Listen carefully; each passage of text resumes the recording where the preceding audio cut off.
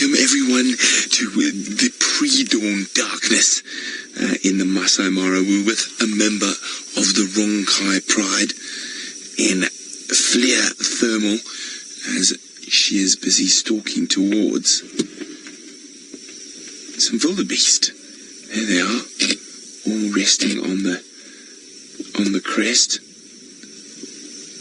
She's probably about 60-70 meters now. There she is. I'm not sure where the rest of the pride are. There are 5 lionesses that we've seen in this pride. They could be behind her, but she did set out on her own.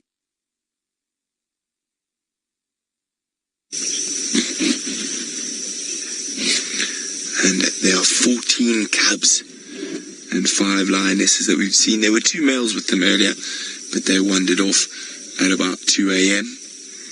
It's just after 4 a.m. at the moment. Now, I wonder if she's waiting for some reinforcements. It looks like it before she approaches closer to the Wildebeest.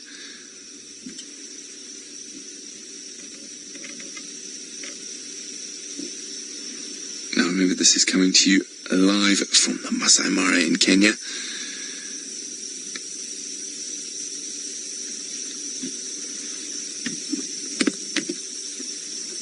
It looks like she's...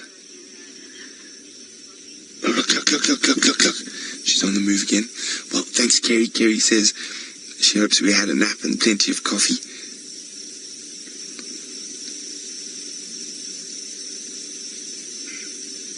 We actually did manage to get some sleep. These lions, we were with them from about 4:30 and this afternoon, and they didn't move until about... Well, they moved a little bit around 2 a.m.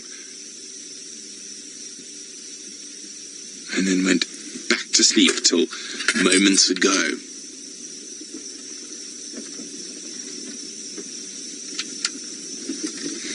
So she's getting closer. She's actually coming closer to our vehicle while she's stalking.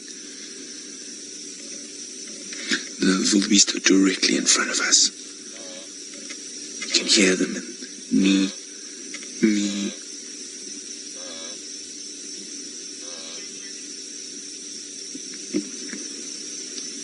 She's getting closer and closer.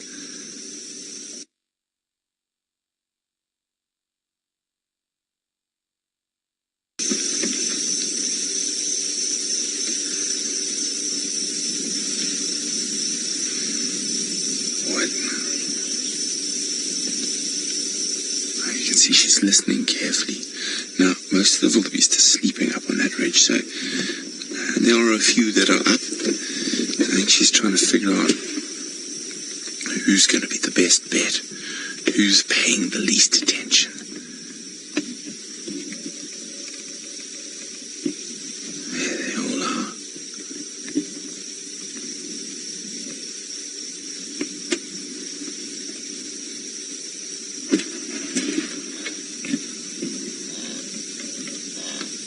Just have a look a little bit further to the left.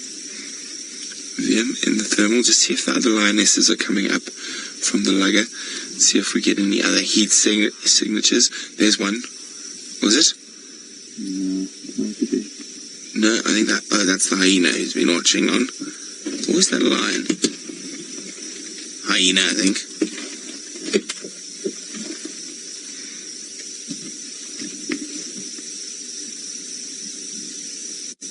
So the rest of the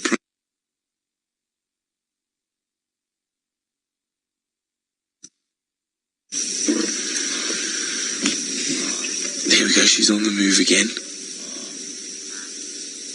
Trying to use the available grass cover to get closer to those wildebeest.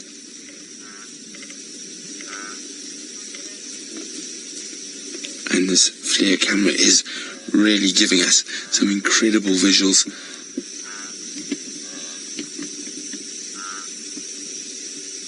And you can see how the extremities on the thermal are a bit cold, but we're now back in infrared. She's right next to us.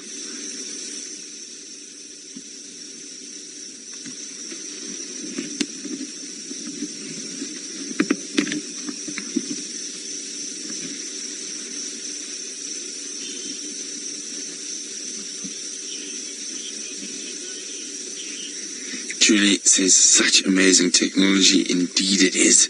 It is incredible that we're able to follow these animals throughout the night now.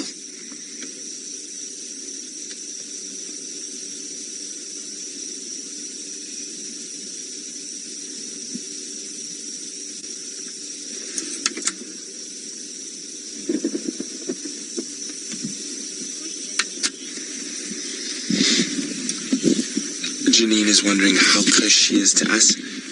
Janine probably no more than 10 or 12 feet from us at the moment. Wildebeest probably just over 100 feet, 150 feet from us. You can see there's the side of our vehicle.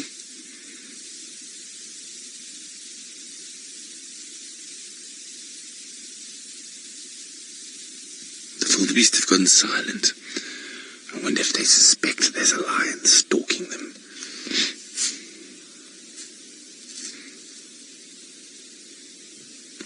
Now, from what we can see, this is the oldest female out of the 5. She's got quite raggedy ears, a very distinct sort of lack of fur below her nose.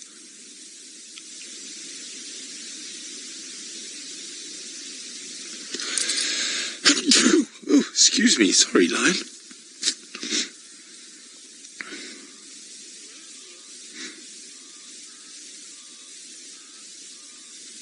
Well, my sneeze seemed to have set the wildebeest off again.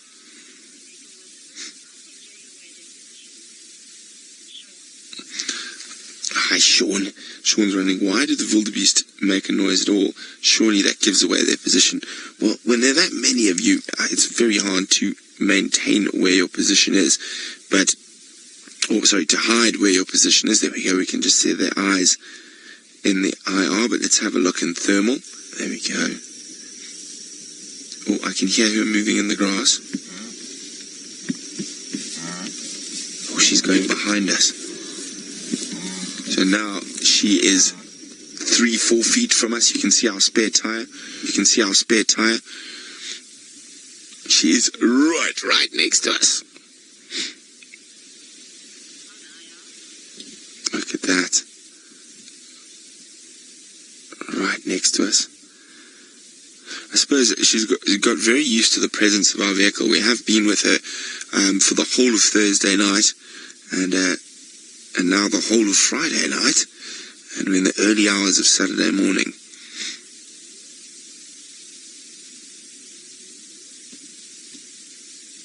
Oh, she's looking at VM. Oh, VM, she's hungry. You better be careful. Now, for those of you who don't know, VM's nickname is the wildebeest, and let's hope she's got her sights set on more traditional wildebeest this evening.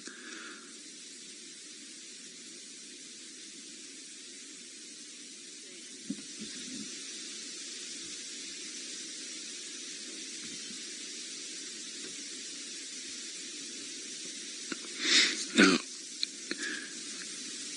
so what's happened is she's come up from the bottom of the valley where the grass has been longer, and she's been able to move faster. Now that she's got up to the crest, there's not as much grass for her to hide in. So she's got to slow down her stalk.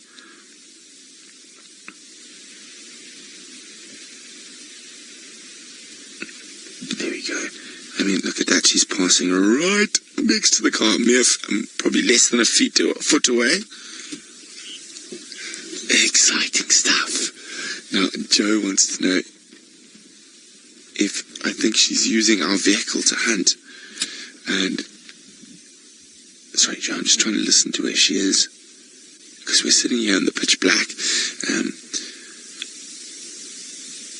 Joe, I don't know. I don't think so. I think there's some longer grass in front of us here, and I think she's trying to make her way around towards longer grass. Sorry, I'm a bit of a mess, you know. What happens when one sleeps in cars? So I get my shuka all sorted.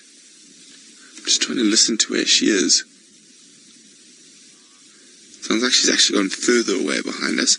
Now, I don't want to move my vehicle just yet. Make sure she's a goodly distance away. We don't want to interfere in the hunt. Do you have anything behind you?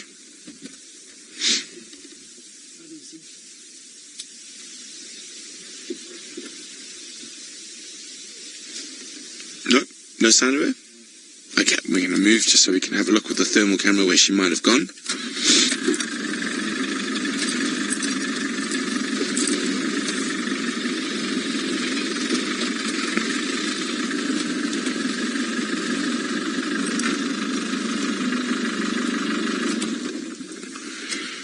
Is that her there? Yes, that is her there. Okay. Just on the edge of the infrared. See, there we go. That's what I thought she was going to do. She's making her way towards where there's some thickets. There's a bit more cover. She might be able to get a bit closer. Now, Stacey's wondering, do I find male or female lions more, oh, what was it again? More scary, I suppose, or intimidating. There we go, that was the word. Sorry, guys, I have been up all night. I don't find either of them intimidating, to be honest. But I would have to say, when you're on foot and you get charged, a male lion charge is definitely the more scary of the two. They're just so much bigger.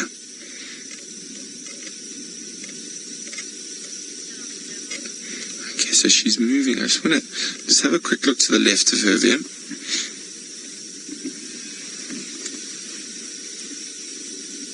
You can see the line of trees she's going to try to use. Okay, so there's the wildebeest. Okay, so we're in a safe place to move a bit further forward without disturbing either predator or prey.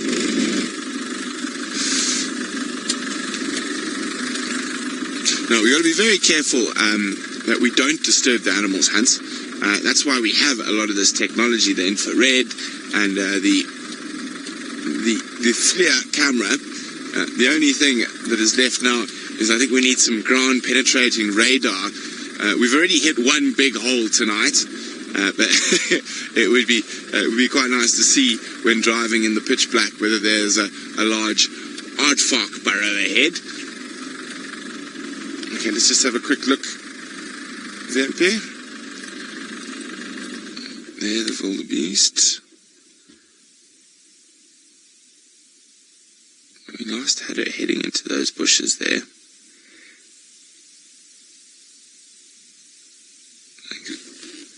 She done a disappearing act on us. She could be around those termite mounds. There she is.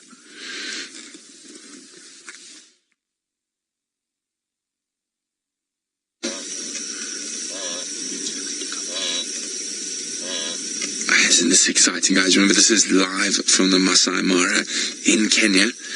We have a lioness approaching a herd of wildebeest.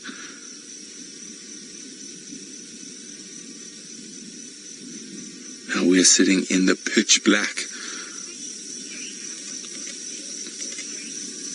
Now Kerry says, how cold is it? Kerry, I'm not sure. Probably about 14 or 15 degrees Celsius.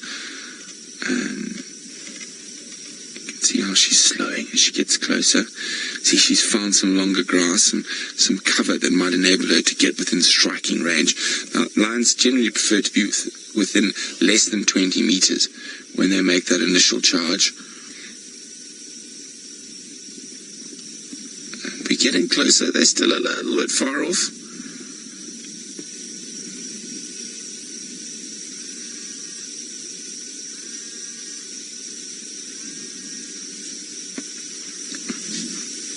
There's a bit of a breeze up here on the crest, and that is blowing from north to south, so it won't, so from behind her towards where we are, so it's not going to give away her position.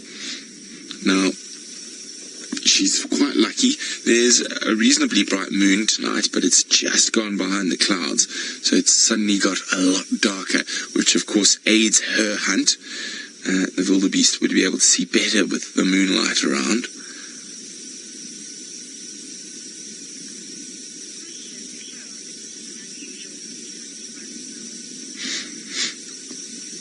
Hi, Michelle. Michelle says, isn't it unusual for them to be hunting by themselves? Not at all, Michelle. The rest of the pride's not far away. She's probably maybe just a little bit more hungry than the others.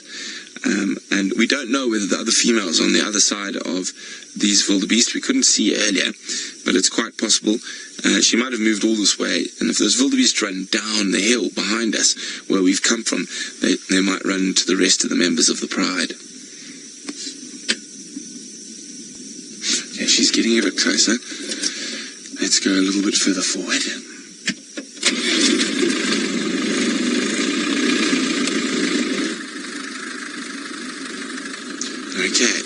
So, as I said, the biggest challenge now is driving in the dark.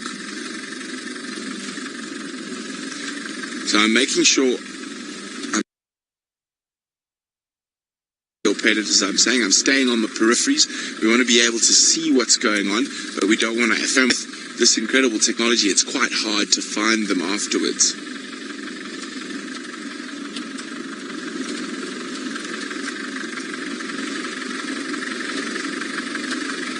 Let's have a look from here. Okay, we're going to have a quick look from here. Where was she?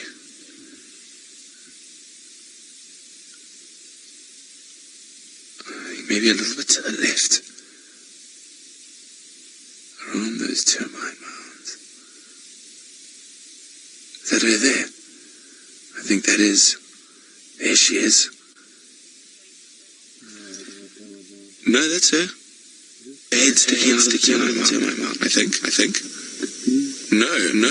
Sure, look at that for a termite mound that looks like a lion. It looks like her.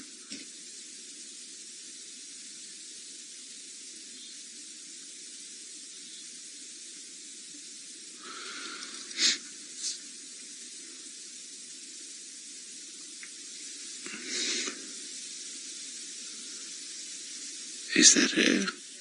I think it is. There she is.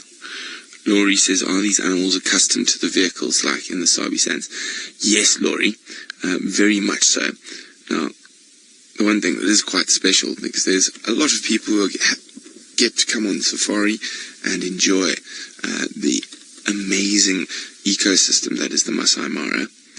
There's the closest wildebeest now.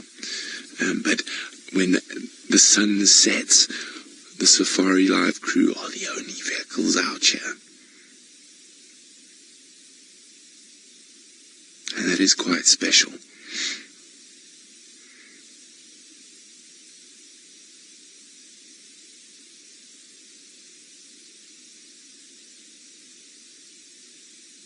Okay. Not far now. I do worry that there might not be enough cover, but she might be able to catch a dozy wildebeest that hasn't quite, or might not be able to wake up or get up as quickly as need be to escape.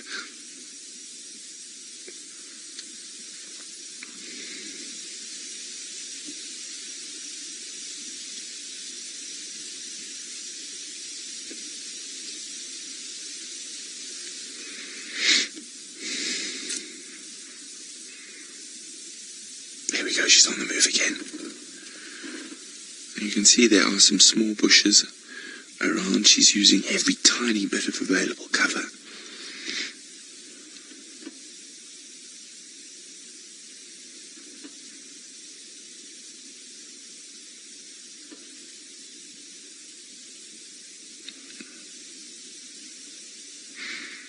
And as I said, very fortuitous for her. And that moon's gone behind a big bank of cloud. It is absolutely pitch black at the moment. It's sort of that black where you wouldn't be able to see your hand in front of your face.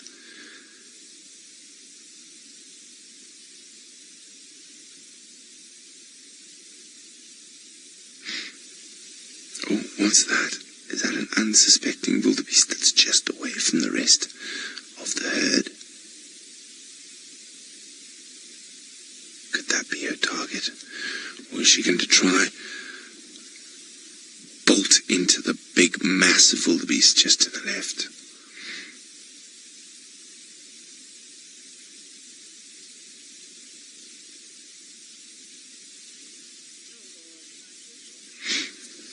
Oh, this is very exciting. It's incredible we're able to spend time with these animals in the absolute pitch black.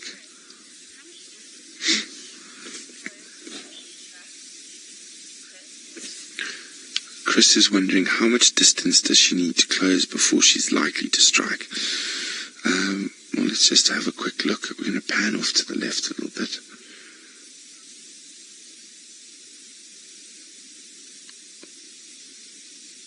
Not too far, Chris. She probably needs to cover half that ground to those wildebeest. Those are the closest ones to us. Ones on the right-hand side. Those are the closest ones there. She probably has to cover half that ground, so another 20 meters or so. Unless she goes for that other wildebeest, but that looks a bit further away.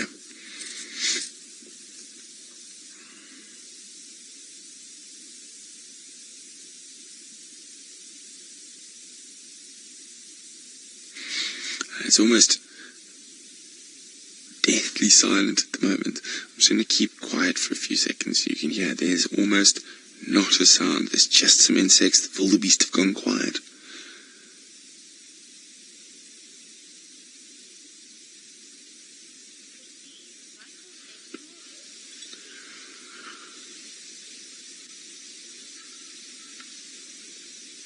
Now, as I explained a little bit earlier, and Christine was wondering why can't they smell her, the wind is coming from behind her towards me, and the wildebeest are in front of her, so the wind is not blowing her scent anywhere near the wildebeest at the moment.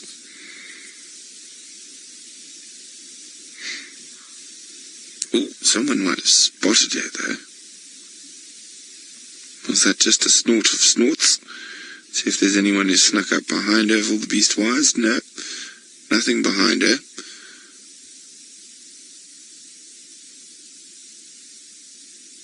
I think it was just a sneeze snort, not a, there's a lion snort.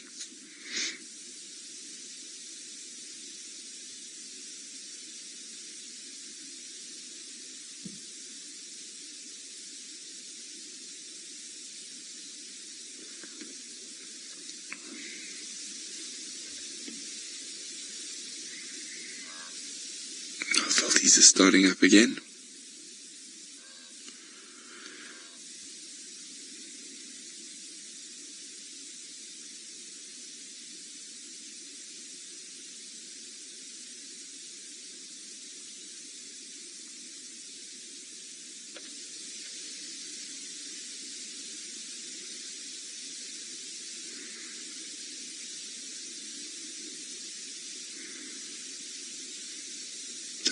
Calling in the distance.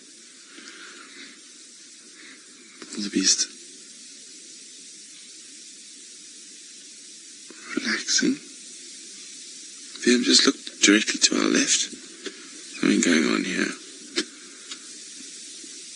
Just fill these. And is that a topi? Yes. Just wanted to make sure. What have we got there in the distance? Making sure other members of the pride haven't managed to sneak in.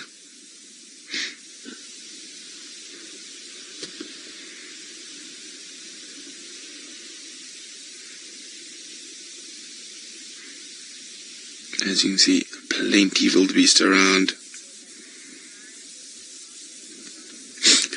John says, like waiting in line at the supermarket. I know. John, I'm not... Oh, there we go, she's on the move. I say, John, I'm not sure what type of supermarket you shop at. But if I had to tackle my beef, I'd be... I suppose, could be done. But I generally prefer not to. There we go.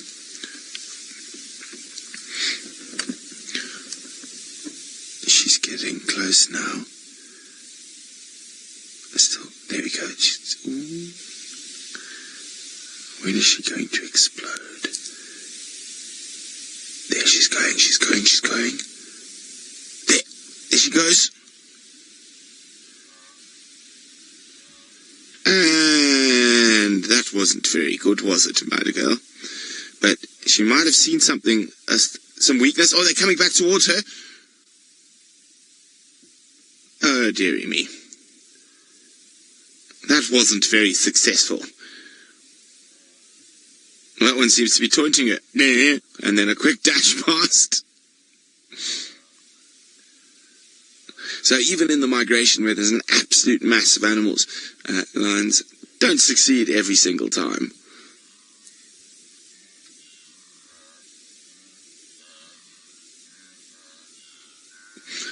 Well, the game is up. The wildebeest have spotted her, and you can hear the cacophony of noises coming from them. But we are going to say goodbye. But stay tuned. You never know what could happen next, and if anything does, before you join us on Nat Geo Wild at 11 p.m. Eastern for Safari Live Migration. We'll be standing by in case anything else happens. Till then, bye!